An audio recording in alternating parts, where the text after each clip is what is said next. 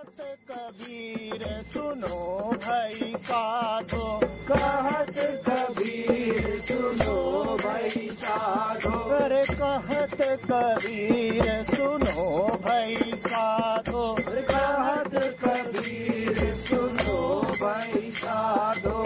साहब मिले सबूरी में, अरे साहब मिले सबूरी में, मन लागो यार फकीरी में, मन। The need of mind to get peace, to settle into understanding, to be clear of noise and be seated in silence, to not to feel lonely.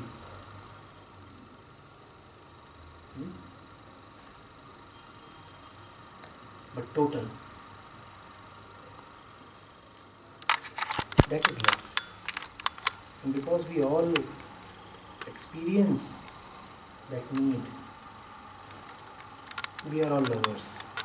Had we not been experiencing that restlessness, that disquiet, there would have been no question of love. So we as we are, the mind as it is always attracted to something beyond itself. The mind is always attracted to something beyond itself. The mind sees that it is chaotic, it wants an end to the chaos. The mind sees that it is restless, it wants an end to the restlessness. The mind sees that it is lonely, incomplete, it wants a certain completion, it wants a suitable partner that would complete it. The mind is tense, it wants something that would give it the deepest relaxation. That is the natural urge of the mind, to want something that is outside of it. Inside the mind there are the usual patterns, the daily rigmarole, the chaos, the disorder, the conditioning, the patterns, the fragments, the influences, all of which are a burden upon the mind. The mind keeps seething under its own burden, like a weak-kneed man who cannot take his own weight. That's the situation of the mind. The mind wants freedom from all these. But what is the mind? Nothing but all these. So the mind wants essentially freedom from itself. This urge of the mind to get something outside of itself, free of itself, is love. At the same time, love is something that the mind wants. Now the mind has two interests. One, it knows only that which is within it. So if it wants something, it can search that thing only within itself, and within the mind, in the domain of the mind, is the entire world. That is one concern of the mind. Second concern of the mind is, the mind says, I want freedom, and because the mind lives only in experiences, it wants to experience freedom.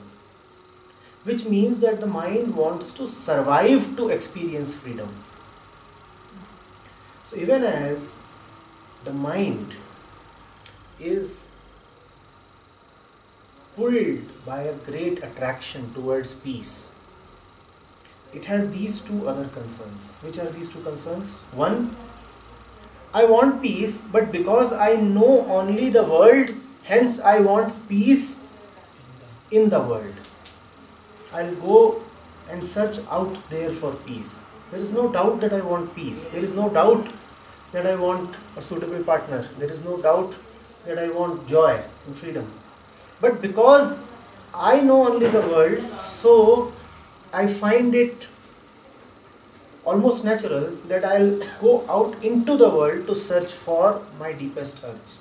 That is one concern. Second, because to me everything is an experience, so I must survive to have that experience. Hence, even as I want love, even as I am in love and want peace, even as I am in love and want something beyond myself, even as I want an end to all that I stand for, I still want to survive.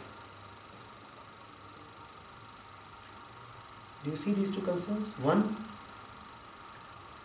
I want the ultimate. That's what the mind says. I am not satisfied with fragments, smallnesses, imperfections. We all have a deep urge for perfection, for the ultimate, for the highest, for the climax.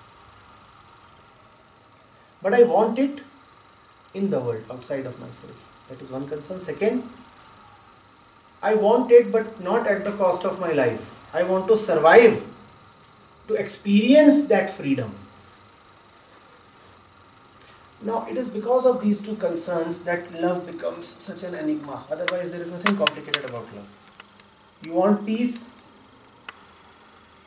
you get peace. And getting peace is not a matter of getting something. Peace is one's nature. Getting peace is rather a matter of losing something. Losing what? Losing that which you stand for, losing that which you carry. So if the mind wants peace, the mind doesn't have to get peace, the mind simply has to lose itself. Which means that the ego has to go.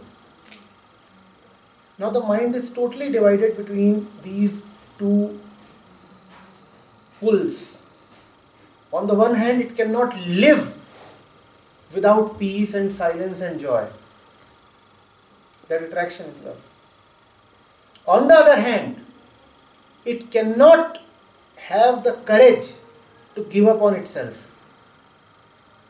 It does not muster guts to let go of all that which it has accumulated. And now, love becomes a problem.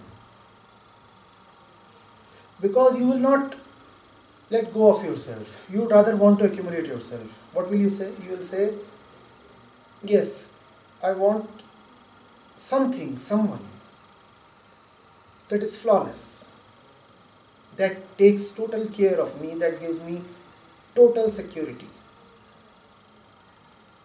And you say that this something or someone now has to be a thing or a person. So you go out and you start searching for a man or a woman. Do you see how love gets related to a man or a woman? Otherwise, love has nothing at all to do with any object. It has nothing to do with a man, a woman, a car, an idea, a house, respectability, fame, nothing. It has nothing at all to do with anybody. Love is not something that happens between two persons. Not at all. It is just the urge of the mind to settle into peace. But the mind will not go to the peace that is its own nature. Instead, it will search for peace outside. Because that's all it knows. The world. So you go out into the world, you find a woman and you say, she looks like the one who will complete me. Now this woman is always going to fail. The man has put a totally unfounded, unreasonable and impossible burden upon her. He is actually expecting her to be God. And that is why love always fails. The kind of love that we know. And the woman does the same. See, the mind will not really settle for anything less than perfection, anything less than God. So what happens is that when you have a man or woman in your life, you start looking for God in that person. That person cannot be God. So your expectations are belied. And then you feel betrayed and disillusioned. Then you say, oh my God, this is not what I thought. Do you see this? Instead of letting go of all that which troubles the mind and hence hides peace, the mind accumulates something more. You see, I want peace. Why? Because I am not in peace. So I am restless. I am restless because restlessness is my nature. Is that so? No. I am restless because I have gathered a lot. Now obviously now to drop the restlessness I simply have to drop what I have gathered. But what do? I instead gather more, hoping that what I am now gathering will get me peace. Now this is foolish. One feels lonely because one has never been able to have fulfilling relationships. One feels lonely because one is selfish, self-centered, insecure. Now, to get rid of this loneliness, what does one have to do? Obviously, one has to drop his insecurity, his self-centeredness. But instead of that, one says, I will remain what I am, self-centered and insecure, and I will get a woman. So, till now, one had 10 kilograms of weight on the mind. And now you have a woman sitting on that 10 kilograms. You have brought her additionally into your life and upon your mind. Do you see this? This is how our so-called worldly love proceeds. And that is why what we call as worldly love is not love at all. You can call it general attraction, obsession, illusion, or if you want to be blunt, simply stupidity. But it does not deserve to be called as love at all. That is why whosoever has known has always been wary of calling this physical phenomena that we see all around us as love.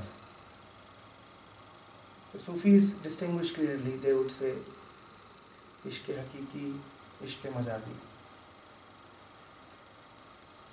The ones who have talked of prem and bhakti, they also differentiate very clearly. They say prem and paraprem, paramprem. The fact is, only paraprem or paramprem is prem, love. What you normally call as prem is not prem at all. So we are in a way taking up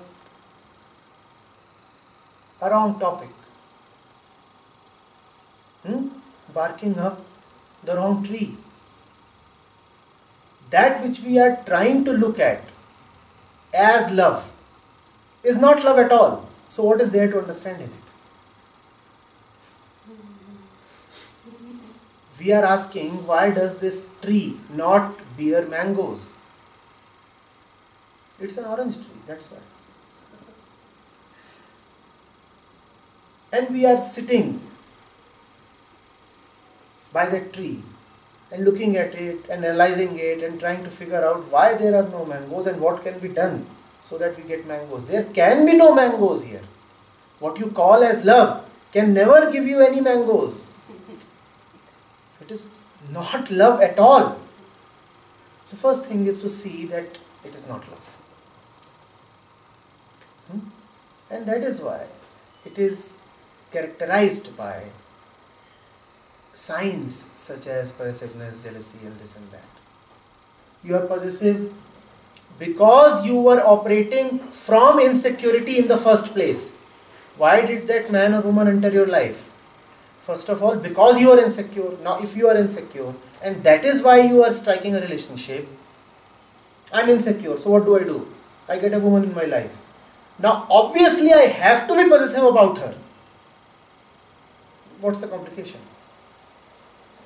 She came into my life precisely because I was insecure and lonely. The foundation itself is weak and flawed. Now, what is surprising in this, if the woman and the man are deeply possessive and jealous and violent towards each other? I am deeply in need of this phone. I feel my existence is incomplete without it. I am so plagued by an inferiority complex that I need something outside of myself to complete myself. Now this phone says, I want to walk away. I want to have my own life. Give me freedom. Will I allow this phone to have freedom? So that's what happens with men and women. Now the man constantly needs you to fulfill his physical needs, his mental needs, his sense of being. And you say, no, I have a free will, I am an individual. He says, you are my prop, you are my slipper, you are my trouser. How dare you think that you are an individual? You are the spoon that feeds me. What kind of free will can you have? You see this? And that is so violent. So what we call as love is just another name for violence. Our regular patterns are there. They show up in everything that we do. And they also show up in our relationships. A man who is greedy and ambitious, what do you think? He can be loving? The man who has been greedy and ambitious in his workplace from 9 till 6, he comes back and meets his wife. What do you think? He'll suddenly turn loving. The same thing is going to continue. It's the same tendency, the same mind. But the woman expects that he will be a demon for the whole world, but a prince charming for me. The assumption itself is flawed. If the man is a peaceless man, a violent man, he is bound to be violent towards everyone, even towards the wife and kids. So which means that it is not about one's particular relationship with a man or woman. It's about the very foundation of one's being. The question is, what kind of a person am I? What is the quality of my mind? The quality of your mind is the quality of your relationships. The quality of your mind is the quality of your love. A high quality mind will have high quality love. A low quality mind will have stinking love. So instead of asking whether your partner loves you, simply ask what quality of living does this person have? What is his quality of being? Do not ask how is his relationship with me. Ask how is his relationship with the birds? How is his relationship with the waterfall, with the trees, with the little kids, with the rocks? If he has peaceful relationship with all of them, only then can he have peaceful relationship with you. If he is a butcher otherwise, what do you think? He would be caressing you even in your intimate moments? Even in your intimate moments, he would be butchering you, because he is a butcher. Do you see this? But we raise a dream world. We say, no. Outside, he can continue to be a scoundrel, to be a blot on mankind. Let him be corrupt, without any integrity. Let him extract money from the entire world. And then let him use that money to pamper me. Let him use that money to flourish our love nest. Can that happen? But we always expect that to happen, don't we? So couples will be walking hand in hand. Hand in hand, lost in each other. And there would be a sick child lying by the way. Who bothers? Don't you see that the man or the woman who can have no concern for the sick child can also have no concern for you? Today the sick child does not fulfill any of his needs, so he pays no attention. Soon a point will come when you will not fulfill his needs. He would ignore you in an equally humiliating way. But at that moment it appears so romantic that we are oblivious of the world. We are not looking at anything else. We are just lost in each other's arms. This is foolishness. And you pay for this foolishness. I repeat, only a high quality mind can have a high quality love. And by high quality mind, I do not mean intellectual sophistication. I mean a surrendered mind. I mean a mind at peace with itself. Your first relationship can never be with the world. Your first relationship can never be with an idea, a man or a woman. Your primary relationship is with peace. You can call that peace as God. That is your first relationship. If that relationship is healthy, all your other relationships will be healthy. When you meet a person, see what kind of first relationship does he have. Is he at peace with himself?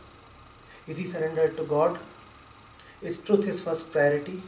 If that be so, then you can unconditionally be with him. Then you need not think any further. Repeating this. A man who could not belong to God cannot belong to you either.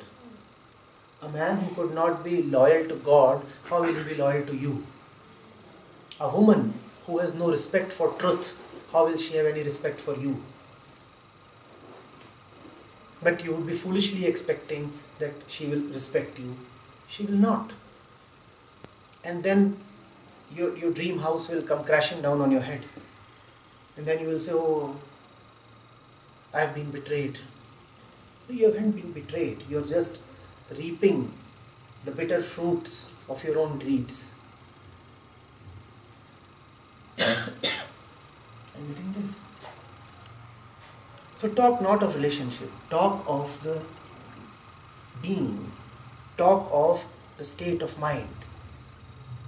Do not ask him, do you love me? See whether he is capable of loving at all. And love is not object-centric. It is not possible that love is compartmentalized. It is not possible that he loves you but hates his mother. The loving mind is a loving mind. Oh, that love can be expressed differently, of course. He would not express love in the same way to his father as he would do to his wife. The expression of love would vary according to situations, according to persons and such things. But essentially, his driver would be peace. And when your driver is peace, then you are called a loving mind. When your primary concern always is truth, then you are called a loving mind. Are you getting this? And such a mind, I repeat, cannot have person-specific love. His love cannot be fragmented. His love cannot be target-oriented. And he will never weep that I am not getting my love outside in the world. All those love poems and things that you read are just nonsense. You have poets who are talking of their dream damsel. What dream damsel? There is your neighbor and you have no relationship with your neighbor. and you're talking of that woman far away out there. Had you had any love, you would have first had a relationship with your neighbor, your cow, your dog, your tree. With these you have no relationship. But you are singing paeans. You are writing elaborate, romantic, captivating poems. What nonsense is this?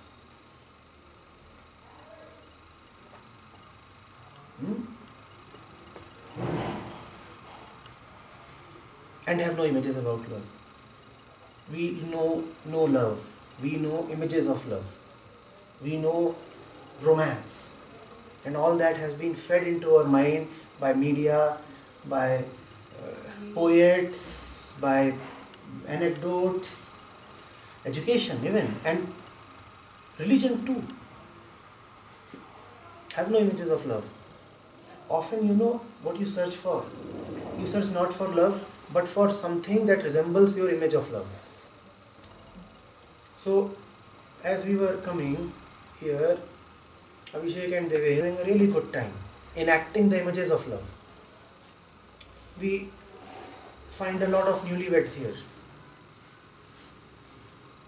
I am in no position to comment on their quality, the quality of their mind, the quality of relationship. But what is certain is that they all seem to be striking very similar poses. And one is reminded of similar poses in very A class, B class, C class Hindi movies.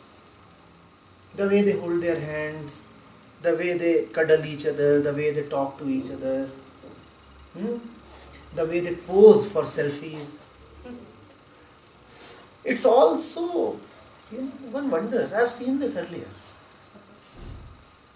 And then one wonders, I've seen this many times earlier. Now the thing is that the woman thinks is love, that the man thinks is love. So the mind can get dull to such an extent that it just has value for image of love. And mind you, if the man refuses to live by that image, the woman would accuse him of being loveless. If the man says, no, why should I talk to you in a sweet way? Why should I mouth romantic dialogues? Why should we walk holding our fingers? Each other's fingers. Why? The woman will say, oh, you do not love me. Now I know. I always suspected. You do not love me. How unromantic you are. And I'm sure you are seeing someone else.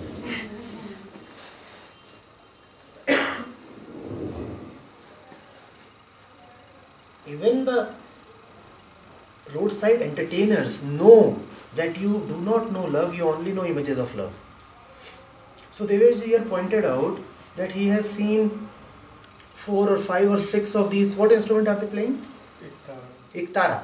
So they are playing the Iktara, and he is saying, I always find all of them playing the same set of songs. How is it possible? It is possible because we all have the same image of love, and the image is same because it is coming from the same sources. Same sources. So we know love. Often it becomes ridiculous to that extent where you reject love if it does not match with your image of love. In fact, that is the only reason why love becomes a riddle for you. Because it is not complying with what you think it must be.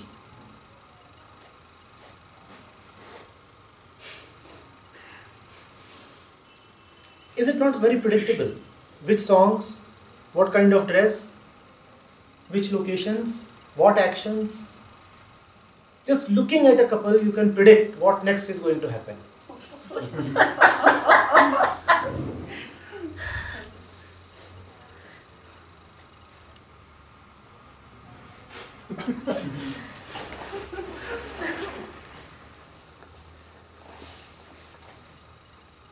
When there is such dominance of the image, when your mind is totally seized by the image, then obviously peace will elude you.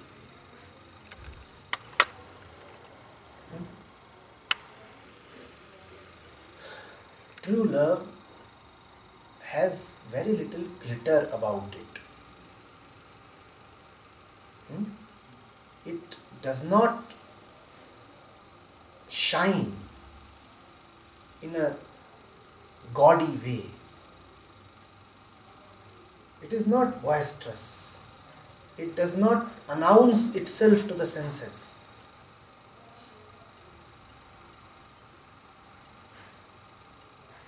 It is understated. It is subliminal. You need to have a little fineness, a little subtlety to appreciate it. It is not about holding someone's arm and pulling her towards yourself and,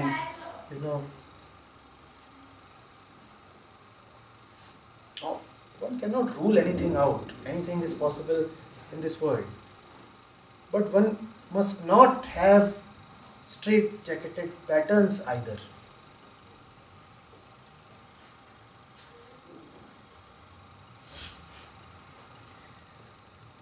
A true love person has something different behavior. He can also go cutting finger, and he can also sing his songs and other things. He can also kill. Why not talk of that? He can also slap. Why not talk of that? But it's difficult to talk of that. If you are saying that the truly loving person knows no boundaries, so why must we say that he cannot hold someone's arms? Then we must also say that if he knows no boundaries, that he can not only hold the arm, he can also twist the arm. And pull the arm. Why not twist the arm? That too is possible. Have no images. When Krishna is telling Arjun, go ahead and fight and kill. Is he a loveless being? So in love, one may kill, why not? The entire field of possibilities is open. You are not limited and constrained by images.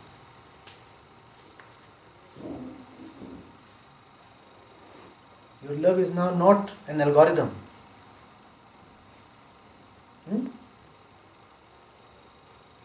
Desire woman, chase woman, woo woman, marry woman, mate with woman, impregnate the woman,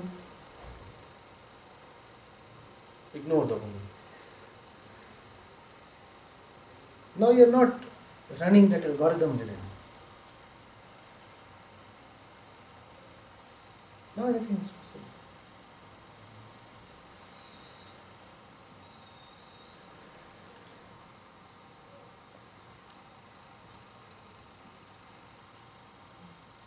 But if all of this has to be put very succinctly, I would simply say, look at your mind.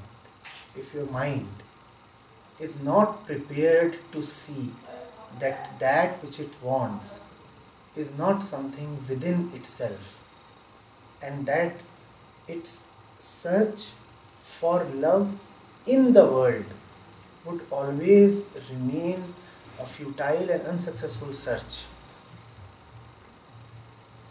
Till then, you will only have disquiet, intention and restlessness. Love would keep calling, but you would not answer. Truth will keep sending invitations to you, you will not respond to those invitations. In poetic language it is said, the beloved will keep knocking on your door, you will not open the door. Why?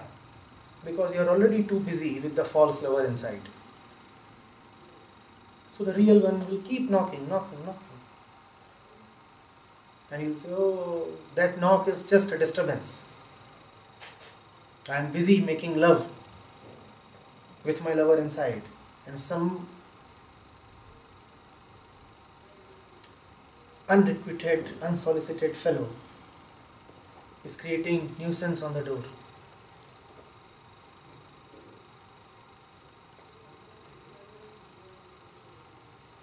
When the mind is surrendered, that surrender is love. When the mind is surrendered, then it drops everything that prevents it from moving towards that ultimate goal. Then the mind says that peace is so dear to me that anything that obstructs my movement towards peace is totally undesirable. I drop it. It gets dropped automatically. Then only that remains with you, which enables your cleanliness, which enables your quick movement, instantaneous movement towards the truth. Only that then remains with you. All the rubbish then gets incinerated.